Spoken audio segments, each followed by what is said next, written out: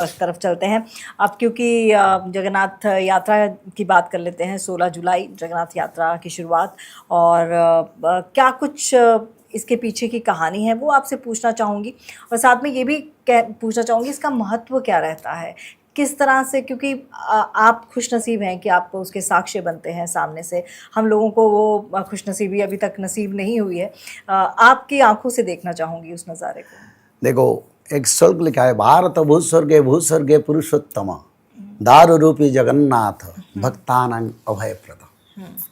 भारत भूस्वर्ग है और भूस्वर्ग के अंदर पुरुषोत्तम क्षेत्र, सर्वश्रेष्ठ पवित्र क्षेत्र, वहीं पर स्वयं भगवान महाविष्णु मानवीय लीला दानवीय लीला कर रहे हैं।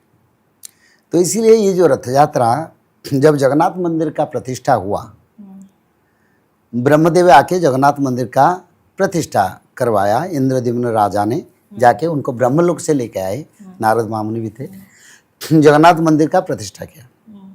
प्रतिष्ठा करने के बाद जगन्नाथ महाप्रभु राजा इंद्रद्युम्न को और ब्रह्मदेव को बताए, बोले मेरे 12 महीने तेरा महोत्सव होगा। मंचा स्नानं रथवर गति चायनं शयनं द्वयः पार्श्वभृति शयनं निवृत्ति पार्वणं पुष्य पूजा दोल केळी दमनं चाभिः कंपपूर्ण तृतीया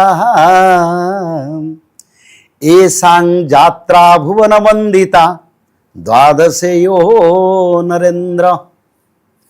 जगन्नाथ महाप्रभु श्रीमुख से बोले, हे ब्रह्मदेव, हे इंद्रद्युम्न, 12 महीने में ऐसे ऐसे यात्रा मेरा होगा। स्नान यात्रा होगा, दोड़ महोत्सव होगा, रथ यात्रा होगा, और उत्तरायण दक्षिणायन यात्रा होगा, रुक्मणी विवाह होगा, और चाप खेल जो दोड़ गोविंद करते हैं वो भी होगा, रघुराम वेश धारण करूंगा। ऐसे मेरा 12 महीने में तेरा यात्रा होगा। तो जगन्नाथ जी ने बोले थे। और दूसरा, इसको माता गुंडीचा रानी ने, गुंडर राज का रानी जो कन्या है वो गुंडीचा है, उन्होंने जगन्नाथ जी से प्रार्थना किए थे, प्रभु एक दिन आप अपना कर्मवेदी से जन्म क्षेत्र को आएंगे, यानी माँ गुंडीचा रानी के घर को आएंगे। तो प्रभु बोले थे तथास्तु। तो इसी कारण आषाढ़ शुक्ल द्वितीया के दिन जगन्नाथ जी के रथ यात्रा होता है।